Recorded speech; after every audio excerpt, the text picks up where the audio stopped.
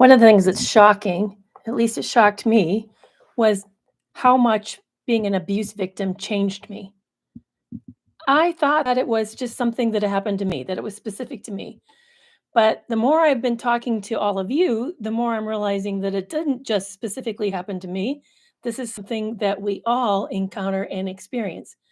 In fact, if you search for the top abuse victim symptomology, personality change symptomology, you're going to be shocked at what you discover that this is actually really common, that the way in which you're affected is happening to everyone who goes through, or at least most of us. Maybe I shouldn't say everyone.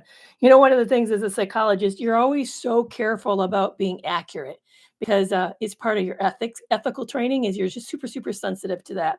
So I always find myself, you know, kind of qualifying whatever I say. But I can tell you because we've survived something similar that the changes that our brain has undergone, which is it changes to the hippocampus, which is shrunk, the amygdala, which is enlarged, is similar to all of us, and it has a similar outcome, and it has an effect on how you feel about yourself, how you see the world, and how you interact with those around you. Um, it's ironic because one of the things that hit me as I was thinking about this topic was that we keep telling victims that narcissists and other toxic people, for the most part, are really resistant to change because they're very protective of their ego and they're very protective of their way of life, and they have a way of seeing the world in a very rigid perspective, in a very inflexible perspective. So, in other words, their personality is fixed; it doesn't change. But survivors' personalities do change by what happens to the survivor while they go through the abusive experience. So isn't that like wild? I mean, have you I'm sitting there and it's my mind is blown. I'm just this week I've just like wow, just really wow. I feel angry. My reaction to it is really really angry. Because I never asked to have these big personality shifts. So, what I want to do today is I want to talk about what are the personality shifts you were likely to experience as a result of narcissistic abuse. And then we can begin to talk about what to do about them because these things are not simple things. You're not going to simply just with a swipe of your hand erase them and make them go away. This is going to be something that you and I have to work our way out of. And for some of us, this may take years. It's not a simple thing. It's going to take conscious, deliberate effort on your part, on my part, for us to heal so that I can return to something new. And here's the other terribly painful thought. The person that you were once upon a time before you got in that toxic relationship, I hate to tell you, but that individual is gone. They're not likely to return. You're not going to see her or him back or them back again. You have been irrevocably changed by the result of this abuse. So let's talk about that. First of all, I want to introduce you myself. I'm so thrilled that you're here today. I'm Dr. Kerry Kerr McAvoy. I am a licensed psychologist with over 20 years of counseling experience, and I am a narcissistic abuse survivor. Not before I got in counseling. I had done all of that counseling beforehand. I did 20 plus years of counseling. It was after I retired my practice and got into a narcissistically abusive relationship when I was widowed. I was looking for a new relationship, jumped into, I thought I met a wonderful guy. I thought, I thought he walked on water. I thought I'd found the love of my life, somebody that I actually had a list of qualities and he ticked all the boxes. I had no idea that I had met probably one of the most dangerous people to me, anyway, because for those of you who have read my book, Love You More, know that he was trying to kill me. So I met one of the most dangerous people I could have ever encountered. And I survived that for 2 years. I was in the marriage for 2 years, and I knew him for a period of 3 years. I know many of you go through something way longer, and I'm shocked. I continue to be really bowled over by the number of you who've experienced serious threats to your life. Somebody just reached out to me this week and her partner was drugging her on a regular basis. So my experience is not uncommon. It's very, very common that many of us experience very significant danger, very significant danger. So What are the personality changes that are likely to happen to you? I said that there are 5 for those of you who are joined me on YouTube, but there's 11 of them, not 5, there are 11 of them. So let's go through the 11 changes. And I'm going to be looking sideways because I have a nice convenient list that I want to make sure that I consult. First is, as I mentioned, there's been neurological changes to your mind, to your brain. Neurological, that means brain. Sorry about that. There's been neurological changes. And one of the neurological changes is that your amygdala, which is near the base of your skull, it's one of we call it the primitive part of the brain because it's in all of animal kingdom. It's the part of the brain that helps you, keeps you safe. It recognizes danger. It's the fight or flight system. So every animal that I know of, I mean, even reptilian, which is kind of the most simple, one of the more simple of mammals, or they're not mammals, they're an animal because they're not warm blooded, but one of the more simple animal of the animal kingdom has the amygdala and it swells. So when you're in a narcissistically abusive situation, that part of your brain becomes is so overused, it's so on alert that it begins to actually grow in size. And that causes you to be hyper vigilant, for you to feel jumpy, edgy, jittery. You're struggling to focus. I was just talking to Tara Blair Ball, my co-host, on breaking free from narcissistic abuse. And for those of you who are not listening, I hope you check out that podcast. We drop our weekly episodes every Monday, and we always try to stay current. But she was saying that she has ADHD, and she was saying that it can bring on onset of adult ADHD for some people. And if you have ADHD, it can actually worsen your symptoms for those of you who are already struggling. So I thought that was like, wow, isn't that's shocking to hear that you can develop this way of functioning. This difficulty with concentration and focus can be problematic due to narcissistic abuse. So it increases your vigilance. It makes you more suspicious. You're more likely to be edgy, paranoid. um, Look for hidden meanings, look for things that people are not saying outwardly. It's You're likely to look for the hidden motives. And when you think about it, it makes logical sense because the critical piece that differentiates narcissistic abuse from other forms of abuse is that it's based on a deception. It's based on a deception. Not all abuse is based on a deception. There's lots of forms of emotional or physical abuse that's straight up abusive. The person has they're not hiding a second double life. They're not keeping something from you. They don't have an other agenda that they're running in addition to the agenda of the one that they're talking about.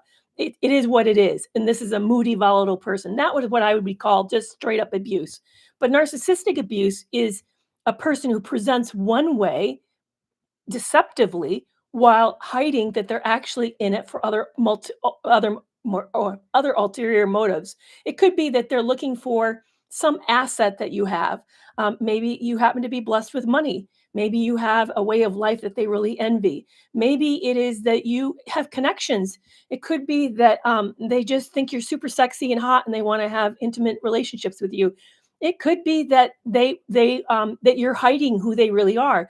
Having you in your life offers a front for them to protect them from something else. But there's lots of different motivations. But or whatever the reason is, they've kept that from you, knowing that if you knew it, you probably wouldn't have a relationship with them. And so then they pretended to be like you in order to get a relationship with you.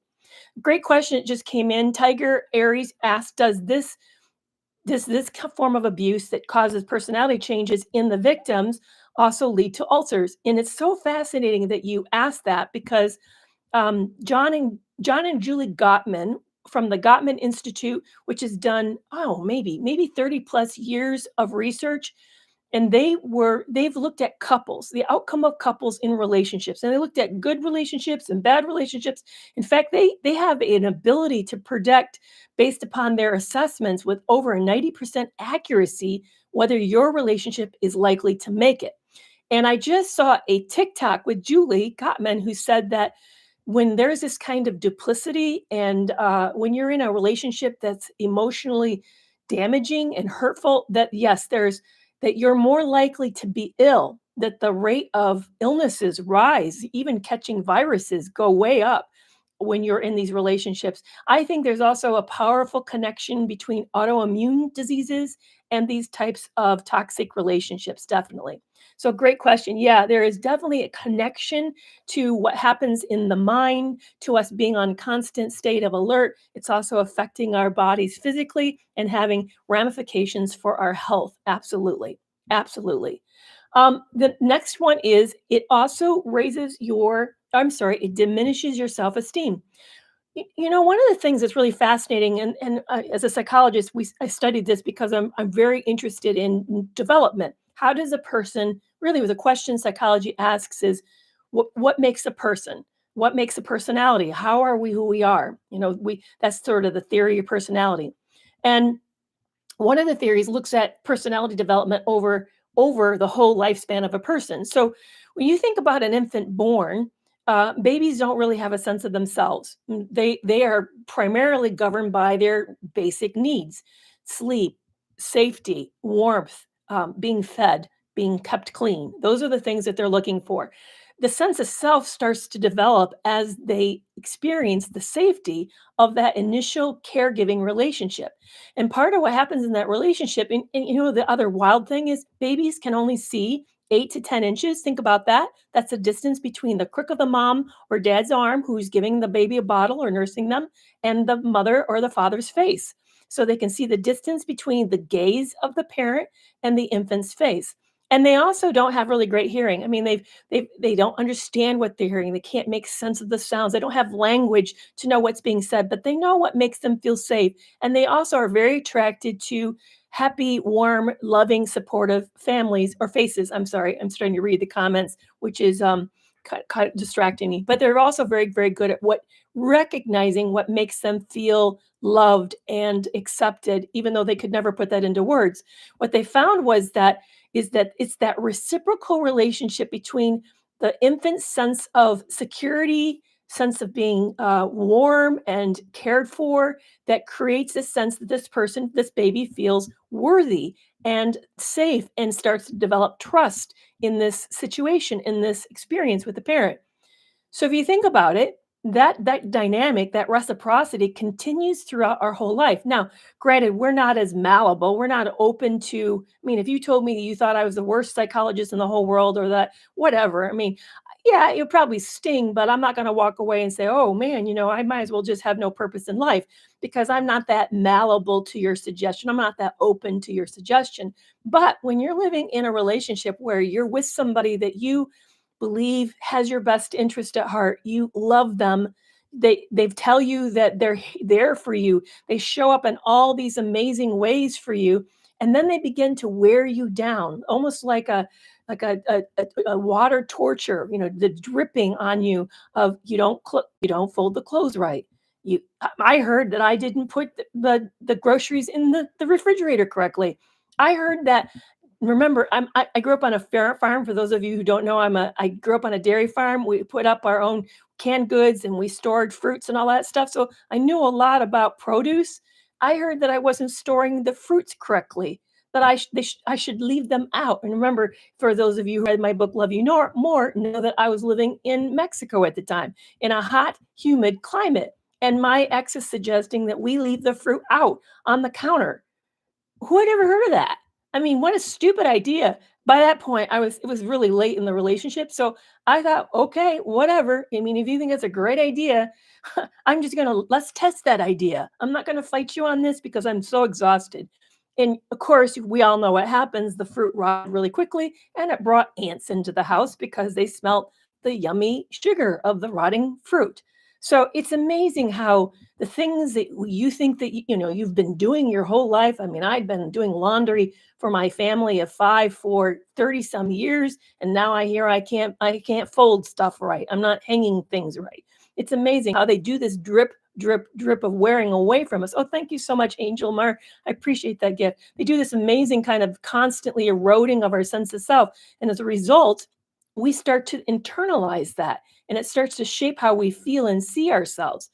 I'll tell you, and I have a feeling this is true for all of us. If you think back, the things that eat at you, the things that kind of got under your skin, it's almost like they're hooked barbs, like they shot poison arrows of harm into us. Mine knew that I was sensitive around my appearance, that I had suffered some, abuse around how I looked. And so, what did he do? He said things that were hurtful, subtle things that I couldn't quite, confront him on because then I would be accused of being sensitive, but really eroded my sense of confidence. I have a feeling if you're uncomfortable, maybe around your business acumen. Maybe you're uncomfortable or have insecurities around your cooking skills. Maybe you have issues with how well you're connecting with your family members. They find whatever it is, they have this innate sense of identifying where your vulnerabilities are and they begin to work at them. Mine tested me. For example, he liked to say that I wasn't a good driver, which is ridiculous because I'd only had one accident in my life, and that was a sheriff police officer running into me at a stoplight. In other words, I didn't hit anybody, they hit me. That's the only accident ever had in my life. And yet he told me that I was the kind of driver that caused accidents. Now, interestingly enough, he saw that that didn't work. So he stopped commenting on my driving because he realized that you can't make me feel insecure. And you can't remember I told you I grew up on a farm. I'd been driving tractors since I was 12. So I'm not terribly insecure about my driving skills, but he figured out that I was insecure about my body image, and then he worked away on me on that. I have a feeling, yes, I agree, Miss Terry. They stick fingers in your wounds. I've agreed that the things that you're still trying to heal around are your most sensitive spots, and that they somehow spotted that and began to work on you around those issues. It's amazing. And it has really I find I still struggle against it. I have to, on a regular basis, almost at least once a week. I hate this because I don't know how much he stalks me. So he may hear this and think, oh, goody, I really affected her. And I don't like to give him any kind of power like that over me. But I still have to actively work at least once a week against the things that he said that had to do with my body image. So that's what they do. They're very good at that. And it really erodes our sense of confidence. It makes us kind of shut down. And here's the other problem. Remember I said there was neurological changes? Well, the other neurological changes that change to your hippocampus. They found that the hippocampus shrinks. So the amygdala swells because it's being overused. And the hippocampus, which has to do with memory, executive functioning, also with emotional regulation, it swells. So that then you're starting to become more disorganized. You're forgetful. Sorry about that. You're forgetful. You struggle to feel like you're is on top of things as you used to be. You start to feel less than what you used to be. So here's the thing. They're criticizing you for your inefficiencies, for your the things that they sort of spot as problematic. And meanwhile, your functioning is decreasing, which makes you feel like it's accurate. You start to feel like there's validity to what they're saying, and that makes you feel more insecure because that perfect synergy that happens with their accusations and your actual deteriorating function, your function that's actually getting worse as you get longer and longer in this relationship. So isn't that wild how those two things to go together? So that's the second way that they affect our personality. The third way they affect our personality is that we begin to struggle with emotional regulation, which is, again, as I mentioned, the hippocampus is shrinking, which is involved with the limbic system, which has to do with how we experience feelings and how we process feelings. So the fact that you're in a relation, you think about it, it's kind of multiple layers happening. That's the thing about psychology, guys. I really want you to know this because I see so many people on social media struggle with this. There's always multiple things happening at the same time. Like, for example, people say, can they have a personality disorder and a mental illness? Yeah, absolutely. You can have depression and have narcissistic personality disorder. They're not mutually exclusive. Well, same with emotional regulation. You can have a decrease in functioning. What was I going to say with that? I lost my train of thought. Sorry about that. So what happens with emotional dysregulation is that as a result, oh, thank you so much for that badge, Pillar of Light. I appreciate that. So is that you are now, well, I know what I was going to say. What's happening in the relationship is very frustrating. Anybody who's experienced this knows that you feel unheard, you feel minimized, invalidated, you're feeling crazy because of all the gaslighting that's happening. Thank you so much, Pink Petals, for that gift. All this stuff that's happening is creating this sense of disruption. You're feeling not yourself, and so you're starting to pick up their habits. I started to pick up narcissistic fleas For those of you who've never heard that term, it's when you start to take on some of their more toxic behaviors as a way to you feel like I want to be listened to. This person, I can't get through to them. They're not paying attention to me. So maybe if I hurt them or do the things to them that they're doing to me, maybe they'll wake up and then I'll get somewhere with them. But while this is happening, your hippocampus is also shrinking, which means you're not as good at processing your emotions. You're becoming more reactive. So it's happening on a neurological level, and it's also happening on an interpersonal level. So that's why I said things are always happening in multiple levels. So both are going on at the same time. You're feeling dysregulated. You're feeling, yeah, that's a great word, dysregulated. You're not processing rage well, grief well, loss well. And at the same time, you feel like you can't get through to this person. So you want to make your point harder and you want to become more, aggressive or more overt. And as a result, then you start to feel like you're becoming like them. Then you start to have them bouts of your own reactive abuse, which of course, then they turn around and use against you as a way to say, see, you're no better than me. Look what you just did. You just lost it on me. So that sort of this perfect storm that starts to happen. So that's the third personality change that happens to victims from being in a narcissistically abusive relationship. The fourth one is altered social behavior. You start to then find that you can't talk about this because people don't understand what you're going through. How many of you have gone out there, and I want you guys to put a 5 in the comment section if this happened to you. You you thought, I'm going to go share what I'm going through with somebody that I trust a whole lot and I'll get support and then I can maybe come up with a better plan or at least start to feel better. And you go out there and sure enough, what do you hear? You hear that they can't believe you. This person couldn't have done what you just said.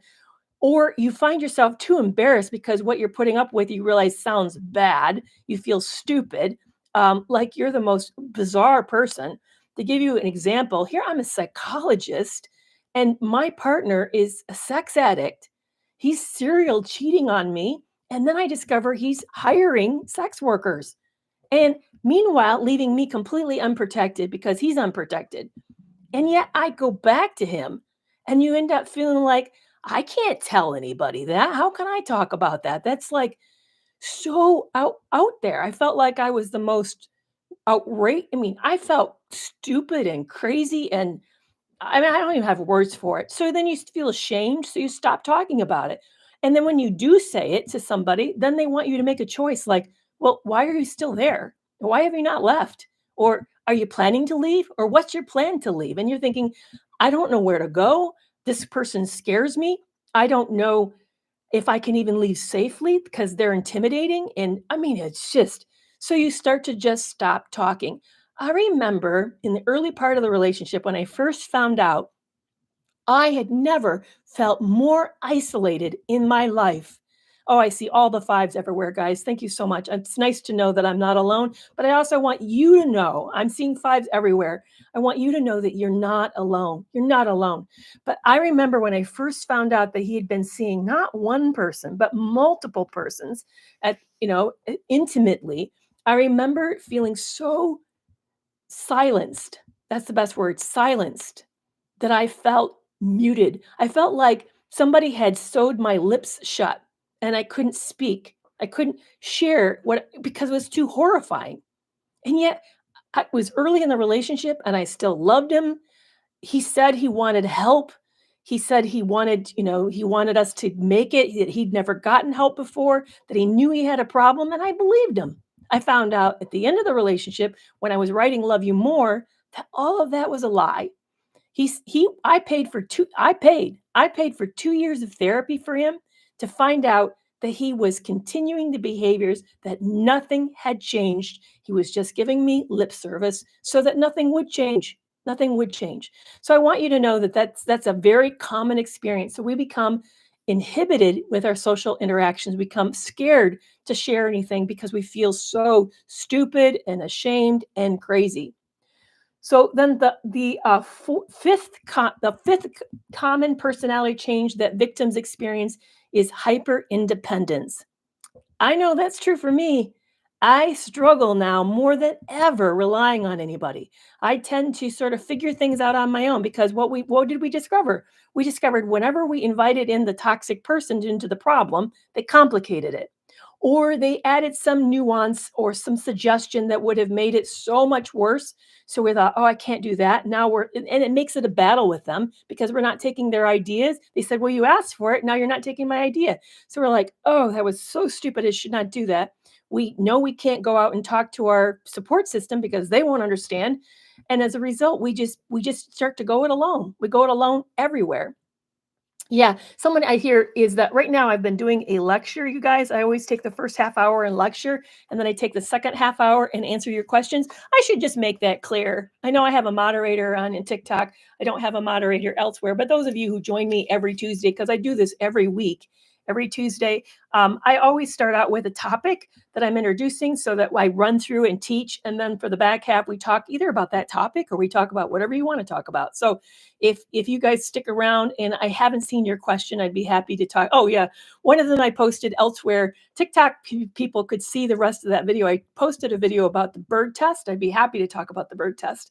So I know that Instagram and YouTube is like, what the hell is the bird test?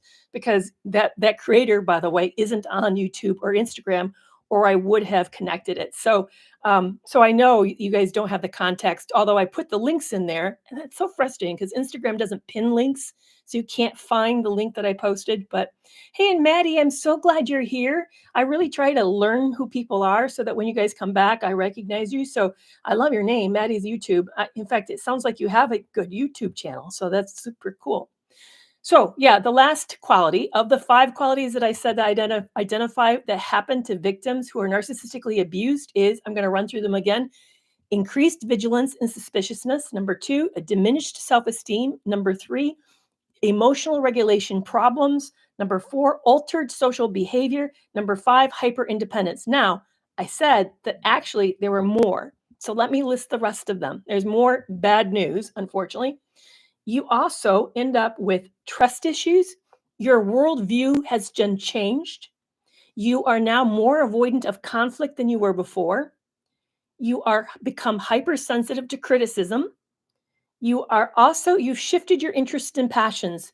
You are now kind of focusing on different things, and you may even forgotten what your original passions and interests were. You've because they so consumed you that you didn't even have space to pursue them. And then you also this is the highlight. This is the good one of all of that bad list that I just made. You have increased resilience and greater empathy because you survived something really, really awful.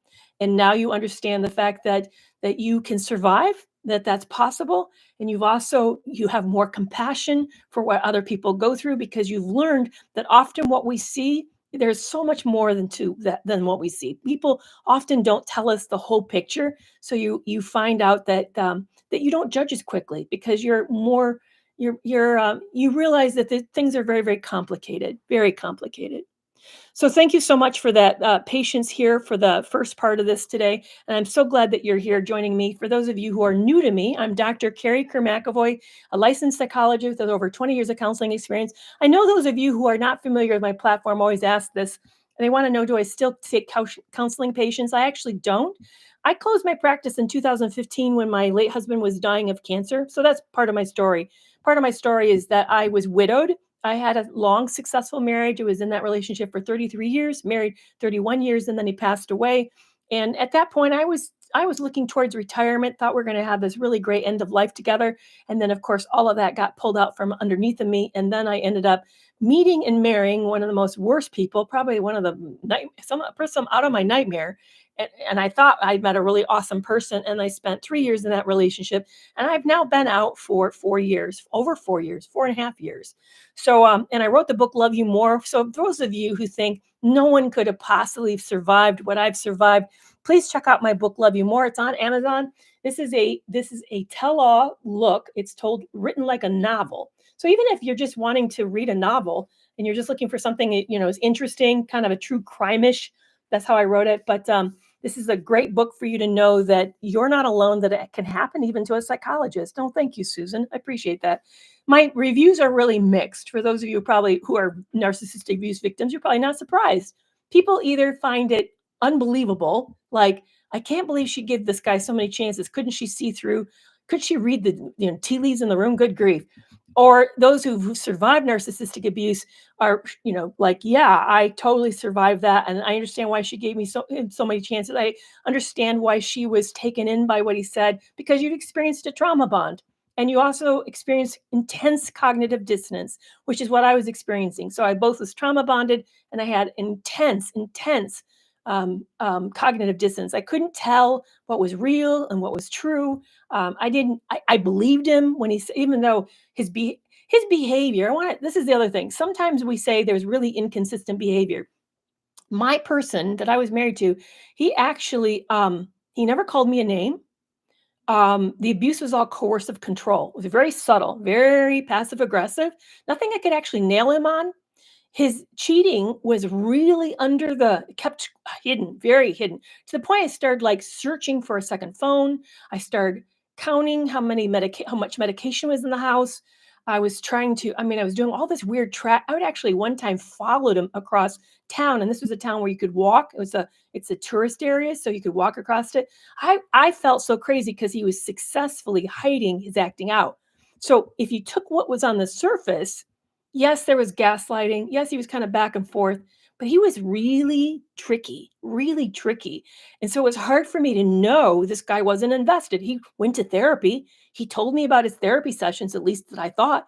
We were going to couples therapy, which I don't recommend, but we were doing that. So from the outside, it looked like he was working and doing all the things that he was saying. It was only after when I was doing the research of the book and started really looking at stuff that I found a lot more evidence like, wow, that he was actually tag teaming me with another person, setting me up to inherit, to kill me, to inherit the money. So it was shocking. I caught an early email that said he felt he was imprisoned in the marriage, but he when I found it, he's like, no, that's not what I meant, because he wrote another language. You misunderstood the language. That's not what it means. And then nobody really held him accountable, and he would never really answer the questions directly. So I could say, well, maybe that those words were interpreted wrong, because remember, this was years ago, so Google Translate isn't as good as it is today. So probably today would have been a more accurate translation. So I could never quite nail him on anything. So which made me feel super crazy. And he would say things at times that would make me think he was trying so hard. They were so sincere, really empathic things that confused me. So anyway, if you read Love You More, you get all of that. You get, like, there were parts of it you think, well, Kerry, you never made love. What he did to you is pretty abusive. Yeah, but okay, there's a lot of people who aren't very good at that. And maybe he's just one of many people who are not good at that. I always found ways to kind of write off what was happening. Yes, he was very performative. Yes, he was critical of me, but there's a lot of people critical. That doesn't make them abusive necessarily. Do you see how, I got really taken in? But when you read it from my story and read it as an outsider, you're like, well, I wouldn't put up with that, but you're not on the inside of it. So as a result, it's interesting. People either love the book or they hate the book. It's one of those things. But but I'll tell you, it was very, very healing for me. And Susanna, thank you, Susan. Thank you for your compliment on how young I look. I appreciate that. I'm actually probably a lot older than most of you think I am. I know I've probably told some of you before. I'm 61 years old. Believe it or not, I'm 61 years old. So I have lived a lot, and I love the fact that I have 60 years of life. I appreciate my wisdom, honestly. Don't appreciate what I survived, but I do appreciate what I've taught in that process. So yeah, I'm thankful that I am where I'm at today, and I really want that for you. I want all of you, all of that for you, very, very much so. Yeah, no, my kids are 32, 30, and 26 years old. So yeah, no, and I was not young when I had them either. So I've had a good life, a long life, and I hope to have another 20, 30 more years to go. Very, very much so. All right. So I'm going to turn it over for you guys to talk. Oh, thank you so much, Shelley. I'm going to talk about your questions. So if I've missed your questions, Susan thought I was 31 or 36. I'm sorry, 36 years old. I appreciate that. So what kind of questions do you guys have for me? Again, for those of you who are not familiar with me, I'm Dr. Kerry McAvoy, over 20 years of experience as a psychologist. I'm a psychologist. Can narcissists heal? Well, let's talk about that. What do you define as healed? I'm going to ask you a question first. So, come back with me and tell me what healed means to you, because it's a very abstract term. Does that mean they're going to be highly empathic? No. Do you think that they could get better at stop gaslighting you? Absolutely. Do you think they could become more accountable? Sure, maybe if they're motivated, and most of them are not motivated. So it kind of depends on that. So I'd love to have you come back and let me know what you want to have different that would make that relationship survivable. Do all narcissists do a smear campaign? No, not necessarily. Some of them, it could be some of them just want to move on and hurt you by forgetting you and acting like you are nothing to them. But then there are others who want to get ahead and do some image management. This is just my theory. Queer femme bear, care bear, I'm going to just make some guesses here. I think those that are more likely to smear you probably live in the same community as you do. And they also are very afraid of what you could say about them. They have a tremendous investment in their ego management. And as a result, they're going to then try to anticipate what you might say and set it up to make it look like you're the crazy one for confirming what you say about them. That's my suspicion. But I don't think all of them want to take the time and energy, because especially if there's no benefit to them. For example, mine lives thousands and thousands of miles away from me. There's not a lot. He can't really affect me. So he complains to me, to his family. Who cares? I don't have any relationship with them. So there's not a lot of investment in him going out there and smearing my name, because it doesn't really impact him. So that's a waste of energy. They're very efficient people. So chances are that they are, only will put the time in and energy if it benefits them. I'm going to go back to see if this person answered the question of what healing means to them. I really would like to know what they think.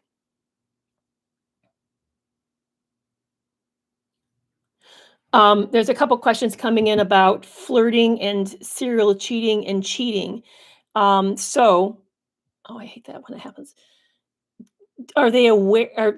If they're cheaters, are they aware, and do they hide it as a way to keep cheating? Absolutely. I think cheaters are very aware that what they're doing is wrong, and that there's a lot of motivation in keeping it hidden so they can maintain that lifestyle.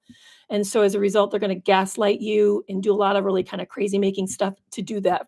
So yeah, I think I mean, gaslighting in itself suggests that you're aware that you're misleading the person, that you're deflecting the person away from the direction that would lead them to make the conclusions that they're up to something that they shouldn't be. Um, how do you react when there's triangulation and hidden flirting if it's right in front of you? Actually, it's not hidden flirting if it's happening in front of you and you recognize that it's flirting. Mine actually did that too. He would flirt in front of me too. And I knew what he was actually doing. He was grooming his next partner, his next target. Well, they weren't partners yet, but he wanted them to be partners, so he's targeting them.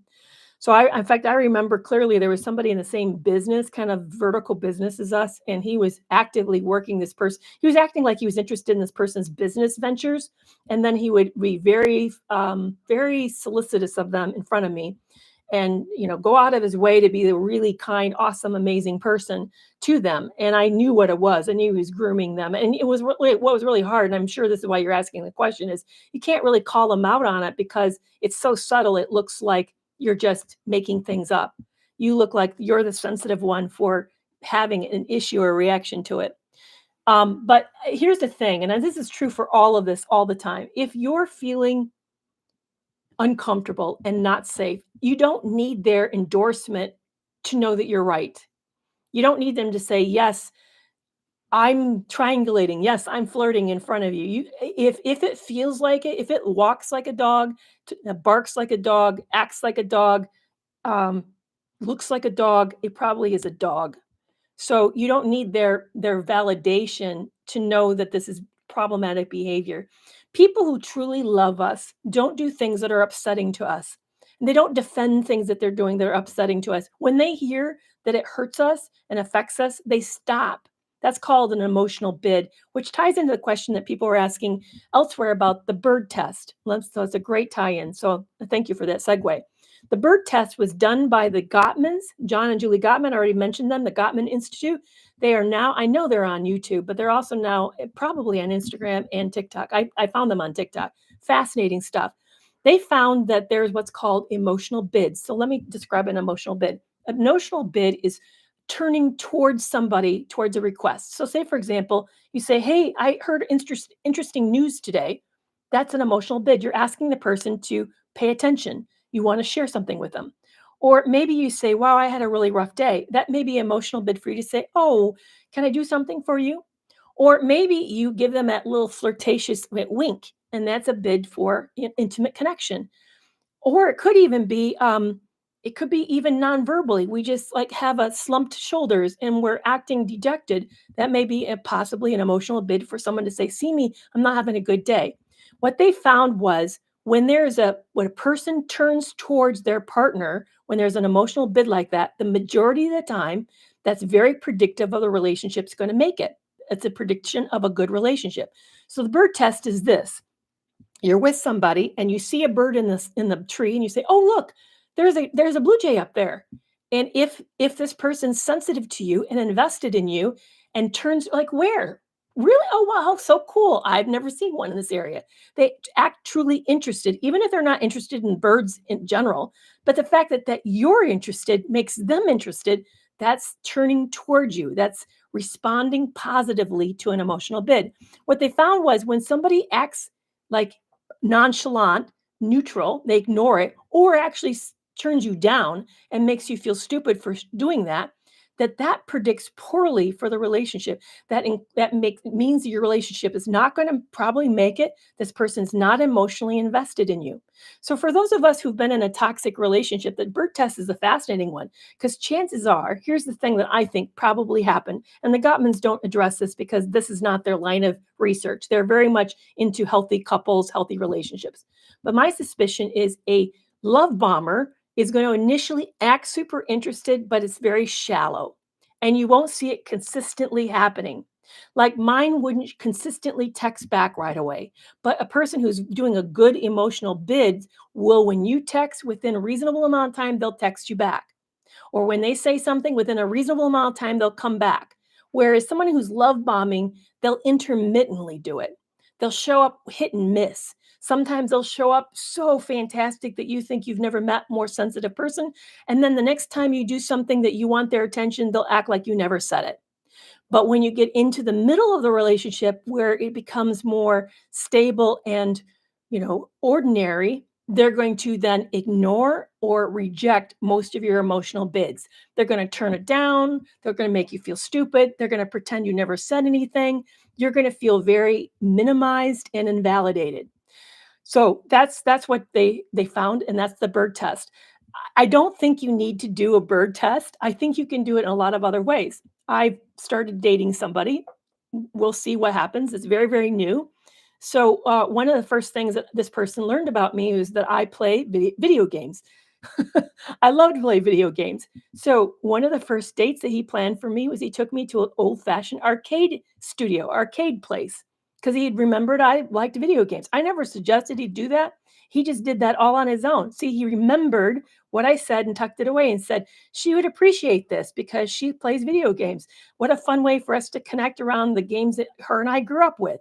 So that was a great example of somebody turning towards me. So pay attention to that. Turning towards you would look like remembering what you said, tucking it away, showing up later in a way that's really sweet. I heard a beautiful example of turning towards a friend of mine's friends. Was in their second marriage, and her first marriage, on her 10th anniversary, her partner told her he wanted a divorce. So as they approached their 10th anniversary, she started to get really scared because it was triggering her. Or she was remembering that horrible feeling of thinking it's going to be a special anniversary and then finding out that this person wants out, that they want a divorce. So they got very scared. So what her new partner did was he planned a surprise second honeymoon for them. Actually, even I think he went so far as plan a second surprise wedding for them and asked her to marry him again on their 10th anniversary. What an amazing way of showing that you care, that you're turning towards someone.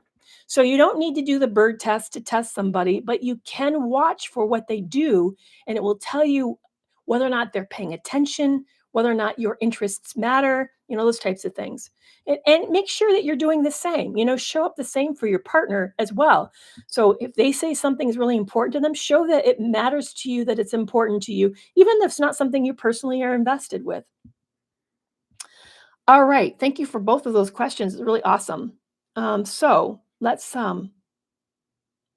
I'm trying to see where you guys are and what kind of questions I've missed.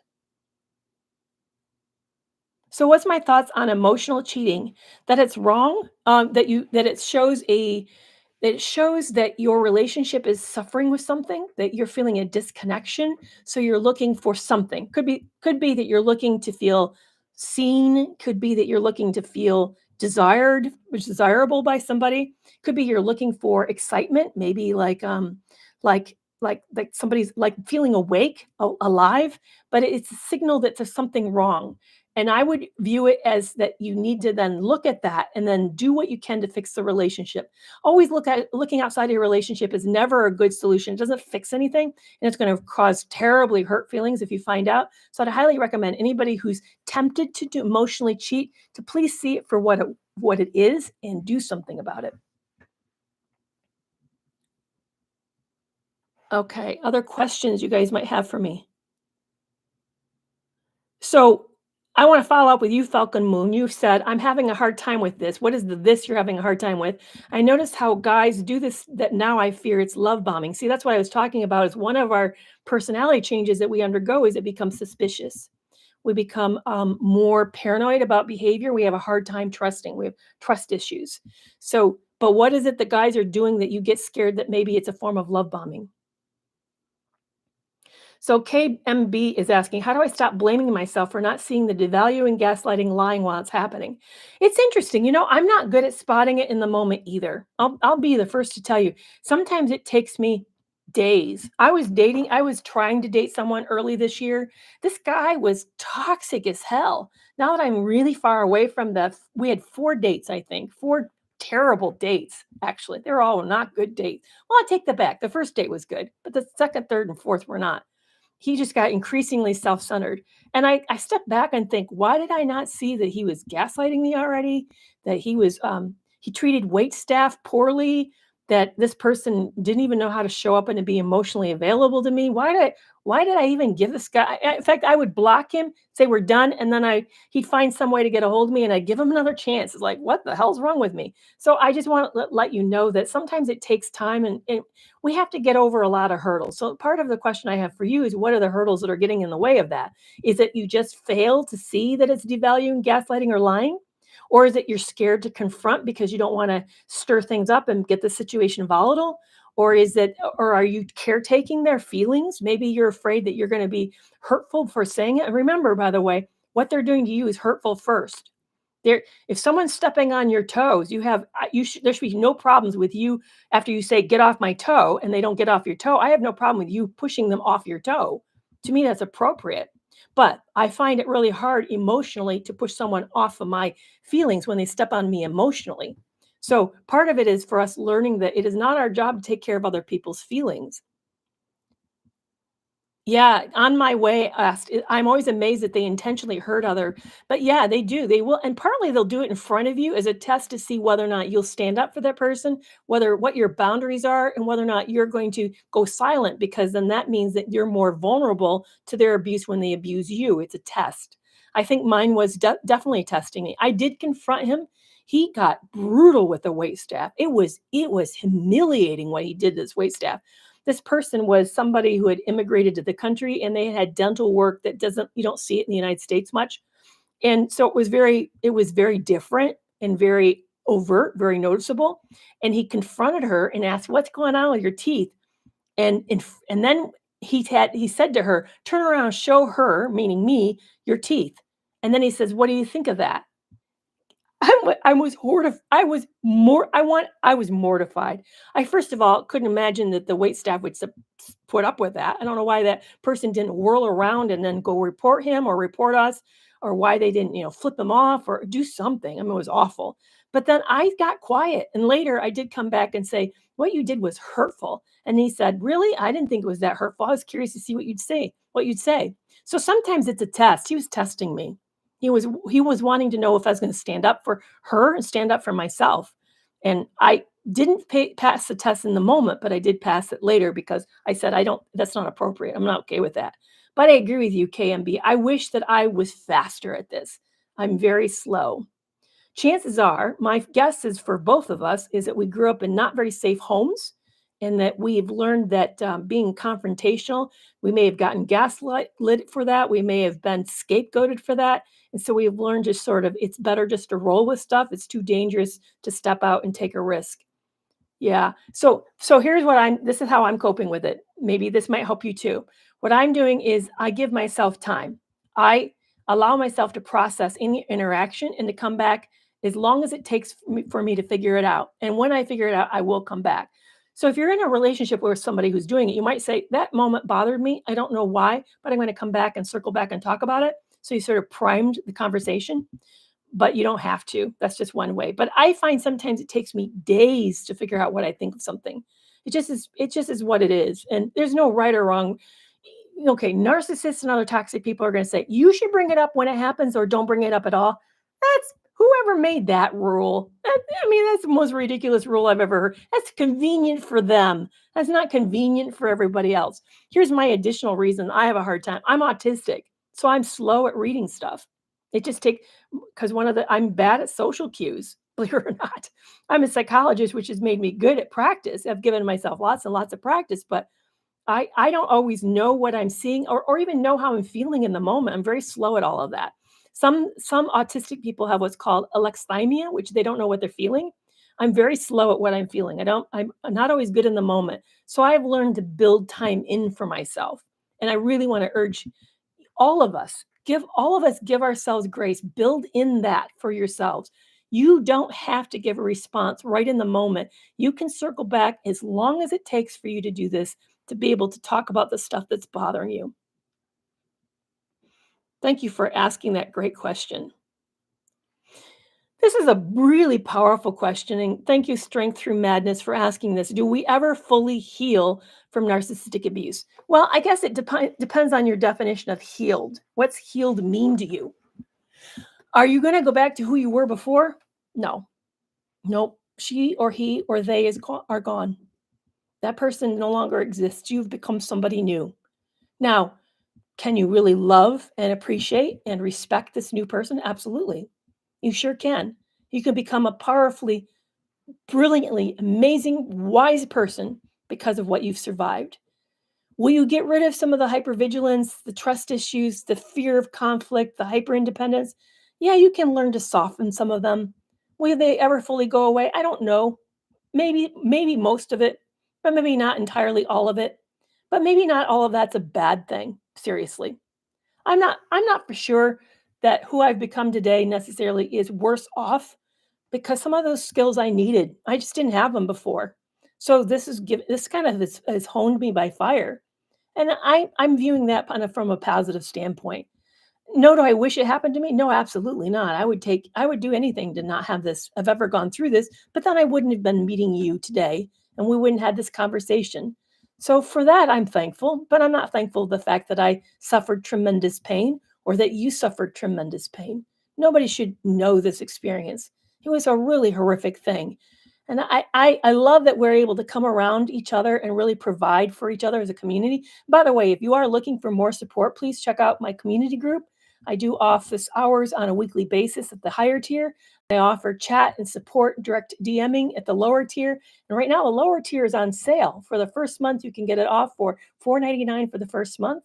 And also, I have a series called Narcissistic Abuse Healing in 7 Steps. It's on sale through the link in my bio for $4.99 as well. So all of that's on sale for right now, and I'd be happy to pass along those savings and pass along that help. So if you're looking for support, looking for more insightful tips, better questions, how to support yourself, how to show up for yourself, kind of what to know to expect to part of the healing, please consider both of those resources. The support group for ongoing support and the mini video series for more support for today. Um, yeah, so on my way, it says, "Scares me I'm no longer myself." What do you miss the most? What kind of, and I would be curious, strength through madness, what are you feeling the most powerfully affected by the change? What losses are you experiencing or differences that you don't appreciate about yourself?